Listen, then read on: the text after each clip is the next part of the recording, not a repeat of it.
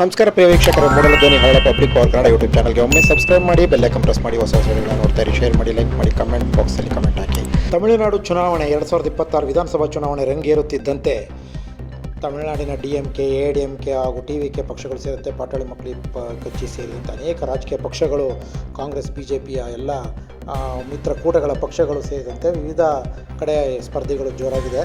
ಹಾಗಾಗಿ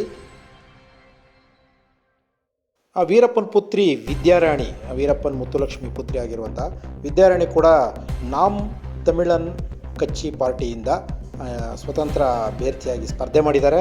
ಈ ಪಕ್ಷ ಯಾವುದೇ ಪಕ್ಷದ ಜೊತೆ ಹೊಂದಾಣಿಕೆ ಇಲ್ಲ. ಇದು ತಮಿಳುನಾಡಿನಲ್ಲಿ ಏಕಾಂಗಿಯಾಗಿ ಸ್ಪರ್ಧೆ ಮಾಡ್ತಾ ಇದೆ.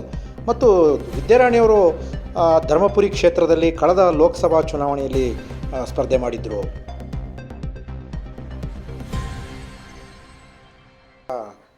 ಪ್ರಮಾಣ ಮಾಡಿ ನಾಮಪತ್ರವನ್ನು ಸಲ್ಲಿಸಿದರು.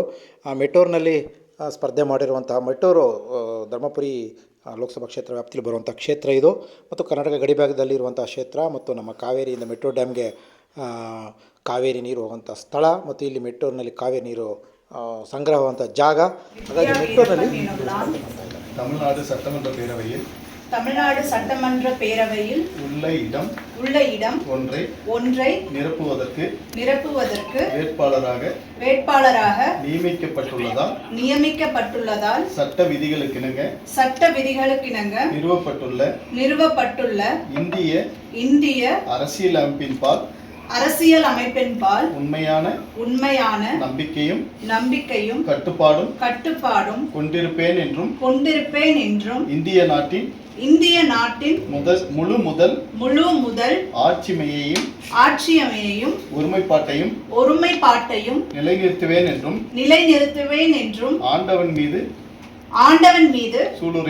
சூளுரைத்து உறுதி கூறுகிறேன்.